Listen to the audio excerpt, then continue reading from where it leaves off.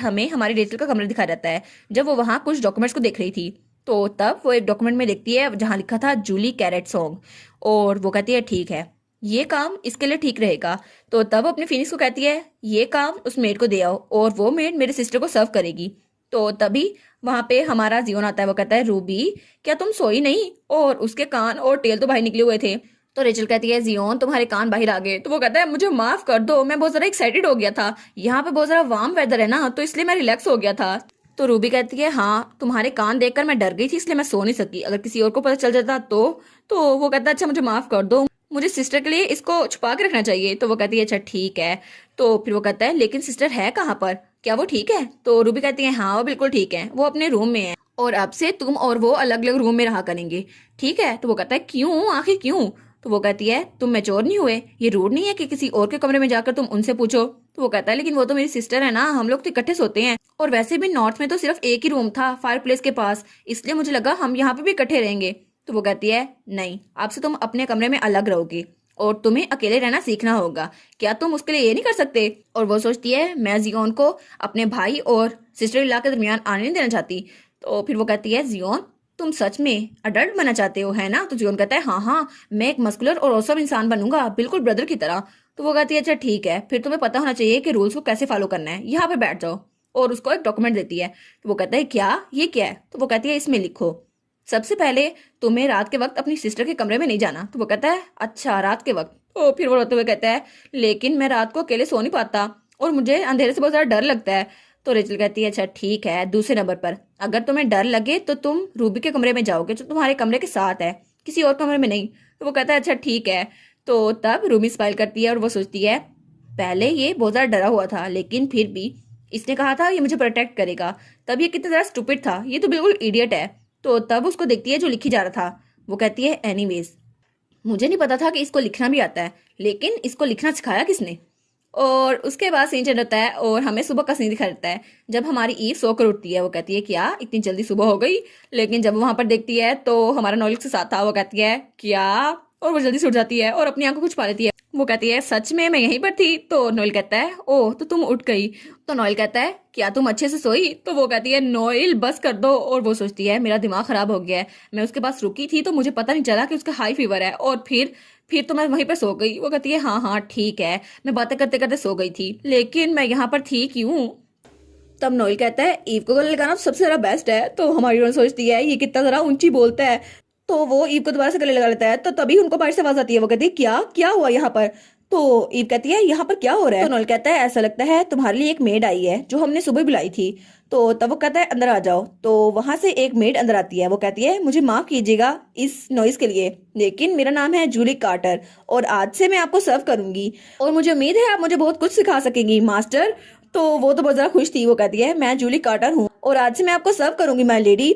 चूंकि मैं एक रैबिट बीस्टमैन हूँ इसलिए मेरे सुनने की एबिलिटी बहुत ज्यादा अच्छी है, तो अगर आपको कोई अपॉइंटमेंट चाहिए हो तो आप मुझे बुला सकती हैं। और हमें थोड़ी देर पहले का सीन दिखा रहता है जब वो दरवाजे के बाहर खड़ी थी। वो सोचती है मैं पहली बार कैप्टन की लाइफ पार्टनर से मिलने वाली हूँ, तो मुझे लगता है मैं बहुत ज्यादा नर्वस हूँ, लेकिन मैंने सुना था उनके बाल तो बहुत ज्यादा खूबसूरत है, बिल्कुल सिल्वर की तरह और जैसे स्नो होती है, तो मैं उनको देखना चाहती हूँ। लेकिन तभी वो अपने कान खड़े करके उनको सुनती है तो उसे ईव की आवाज आती है जो कहती है तुम सारी रात यहीं पर थे? और वो कहता है हाँ मुझे बहुत तेज बुखार था और तुम्हें गले लगाना तो सबसे ज्यादा अच्छा है। वो कहती है क्या सच में?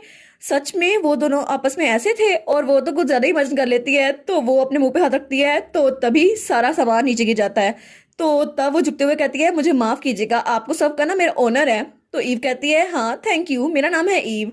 तो नॉर्मल वहां जाते हुए कहता है ठीक है मैं बाहर जा रहा हूँ और मैं थोड़ी देर बाद तुम्हें नाश्ते में मिलता हूँ। तो वो मेड सोचती है ये तो बहुत ज्यादा खूबसूरत है। तो हमारी ईव कहती है ठीक है। तो नॉर्मल वहां जाते हुए कहता है मुझे लगता है तुम्हें कुछ स्पेशल खाना चाहिए, तुम्हें कुछ खाना है तो मुझे बता दो। तो ईव कहती है नहीं मुझे कुछ खास नहीं खाना, मैं अभी सोकर उठी हूँ ना, तो मुझे खाने के लिए कुछ नहीं चाहिए। तो नोएल कहता है नहीं तुम्हें अच्छे से खाना चाहिए, वैसे भी कल कल बहुत जरा मुश्किल थी और वैसे भी कल कल तो तुम सफर करके आई हो तो तुम्हें अच्छे से खाना चाहिए। तो वो मेड कुछ ज्यादा ही गलत समझ लेती है। वो कहती है सच में ये लोग तो बहुत ज्यादा औसम है और ये कपल तो बहुत ज्यादा स्वीट है, मेरा तो इनको सर्व करना बहुत ज्यादा अच्छा होगा, कितना एंजॉय करूंगी ना मैं। और शायद रेचल ने इस मेड को चुना इसलिए था क्योंकि इसके बनी एयर है जिसकी वजह से ये दूर की चीजें भी सुन सकती है। शायद रेचल चाहती थी इसकी वजह से मिसअंडरस्टैंडिंग को ज्यादा ही बढ़े और पूरे महल में इनकी मिसअंडरस्टैंडिंग फैल जाए। और उसके बाद हमें नाश्ते का सीन दिखा रहता है जब ईव के सामने बहुत ज्यादा डिशेस थी। वो कहती है क्या सच में ये सिर्फ ब्रेकफास्ट है, कोई डिनर नहीं? लेकिन ये इतना शानदार क्यों है? तो नोएल कहता है क्या तुम्हें कुछ पसंद नहीं आया? तो वो कहती है नहीं नहीं, सब कुछ बहुत ज्यादा अच्छा है, लेकिन मैं तो शेफ से रेसिपी पूछना चाहती हूँ। वो कहता है मैं रेसिपी पूछ के तुम्हें बता दूंगा और तुम्हें फिक्र करने की जरूरत नहीं है, अगर तुम्हें कुछ और पूछना है तो तुम पूछ सकती हो। तब नोएल कहता है और लिप बाम के बारे में क्या, वो सारी खुशबू क्या तुम्हें वो पसंद आई? और परफ्यूम्स? तो हमारी कहती है हाँ वो बहुत जरा अच्छे थे। तो नोएल कहता है ठीक है, मैं कुछ और वैरायटीज तैयार करवा दूंगा ताकि तुम्हें आसानी हो और तुम ये सेंट चेंज कर सको। तो हमारी हीरोइन सोचती है नोएल भी वो सारे सेंट्स और वो सारे परफ्यूम यूज करता है, इसलिए ड्रैगन्स में से इतनी अच्छी स्मेल आती है, लेकिन ये सब कुछ कितना अच्छा है और फ्रेग्रेंस कितनी ज्यादा अच्छी है। तो वो नोएल के बारे में सोची जा रही थी। तो तब वो बहुत ज्यादा ब्लश करने लगती है और अपने खाने को छोड़ देती है।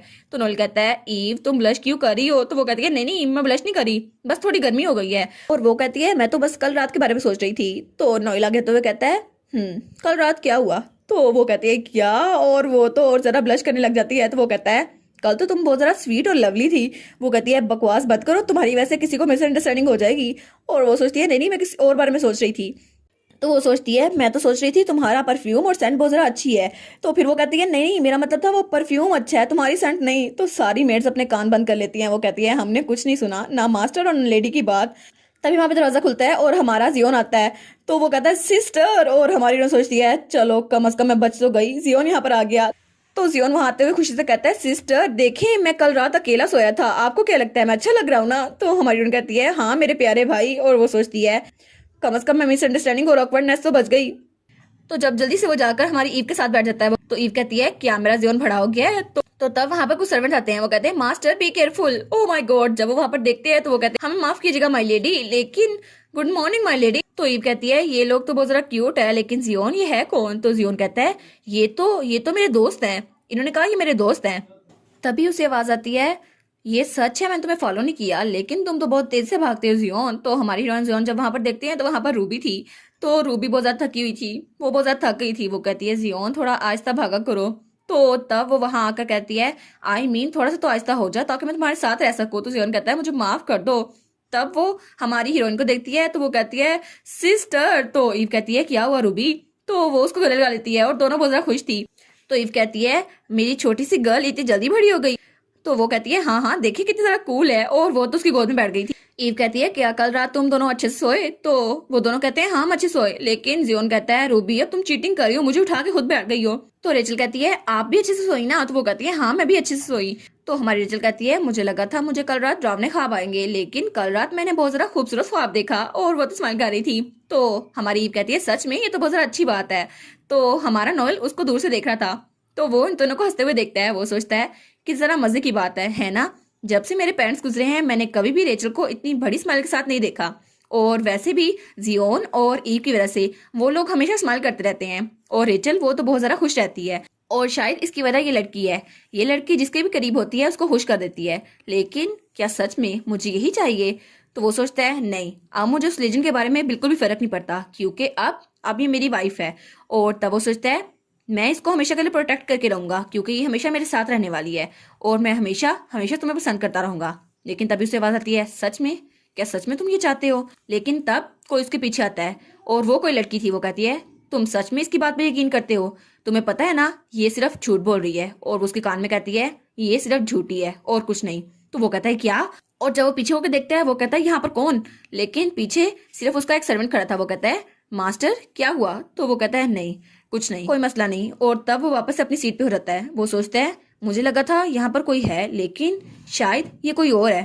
तो तब हमारी ईव कहती है नोएल तुम्हें क्या हुआ, क्या तुम ठीक हो? वो कहता है मुझे माफ कर देना तुम्हें स्टार्टल करने के लिए, लेकिन शायद मैं किसी और बारे में सोच रहा था।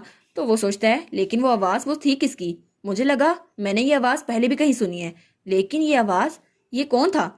और उसके बाद सीन चल जाता है और हमें किचन का सीन दिखा जाता है, जहां पर वही न्यू मेड जो हमारी हीरोइन की थी वो सबको बातें बता रही थी। वो कहती है कमांडर बिल्कुल कैप्चर हो गए हैं और उनको तो मार दिया जाएगा, इसी वजह से हमारे कैप्टन इस तरह स्माइल कर रहे हैं क्योंकि मिस ईव ने उनका दिल चुरा लिया है। तो वो कहती है ओ माय गॉड ये कितनी ज्यादा रोमांटिक स्टोरी है। तो सब कहती है सच में मुझे यकीन नहीं होता वो कमांडर है। वो कहती है देखा मैंने कहा था ना कमांडर बहुत ज्यादा अच्छा काम कर रहे हैं। कमांडर तो मिस ईव को यहाँ पर ले आए और उसके बाद वो तो लीडर होने की वजह से सुबह से यहाँ पर हैं। तो सब लोग उसकी बातें सुनकर बहुत ज्यादा खुश हो रही थी। तो तभी वहां पर हेडमेड आती है। वो कहती है क्या हो गया है, मैंने तुम लोग को कहा भी था मिलिट्री के मामलों में दखल ना दिया करो, और तुम हमारी कैप्टन की बातें सबको बता रही हो। वो कहती है नहीं नहीं, मेरे तो बस सुनने की आदत अच्छी है ना, इसलिए मैं सबको कहानियां सुना रही है, आपको क्या लगता है। तो फिर वो कहती है आखिर कैप्टन किसी और को यहाँ पर कैसे ले आ सकते हैं, और उसकी वजह से उनकी नॉर्थ के कैप्टन के साथ लड़ाई हुई, तुम जो बातें बता रही हो उसकी कोई सेंस नहीं बनती। और वो थी शेफ मैरी। तो वो सबको भगाते हुए कहती है और मुझे ये बताओ सारी की सारी मेड्स किचन में क्यों आ रही हैं, तुम लोग को यहाँ से जाना चाहिए, जाओ जाके बर्तन धो और काम करो। तो वो हमारी जोड़ी को तो जरा मारी थी। वो कहती है तुम्हारी वजह से सारा मसला तुम्हारी वजह से शुरू हुआ है, और मैंने तुम्हें कहा था सारा बातें ना किया करो। वो कहती है लेकिन आपने तो मुझे कहा था कि बातें किया करो, लेकिन वो वहां जाते हुए कहती है अच्छा बस कर दो, मैं इतनी भी बातूनी लड़की नहीं हूँ। तो शेफ वहां पर खड़ी थी और वो सोचती है सारा खाना तो वैसे का वैसा बचा हुआ है, मुझे लगता है उनको जरा भूख नहीं लगती, शायद साउथ के लोगों को मेरी डिशेस पसंद नहीं आई। और तब वो खाने को देख के सोचती है लगता है खाना खाना भी बहुत जरा कॉम्प्लिकेटेड है। और तब वहां पर एक मेड आती है और कहती है मैरी आपको कोई बाहर बुला रहा है। तो मैरी कहती है क्या, मुझे कौन बुला रहा है। तो वो मेड कहती है होपर आपको बाहर बुला रहे हैं।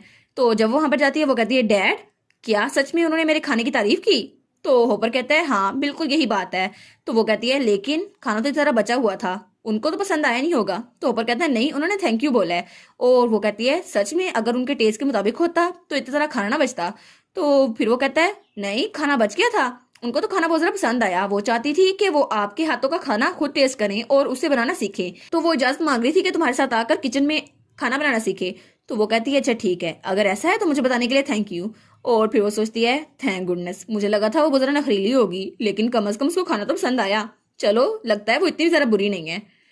और उसके बाद सीन चल रहता है और हमें एक हुड में आदमी दिखाया जाता है जो दूसरे आदमी के पास आ रहा था जिसने मैप पकड़ा हुआ था।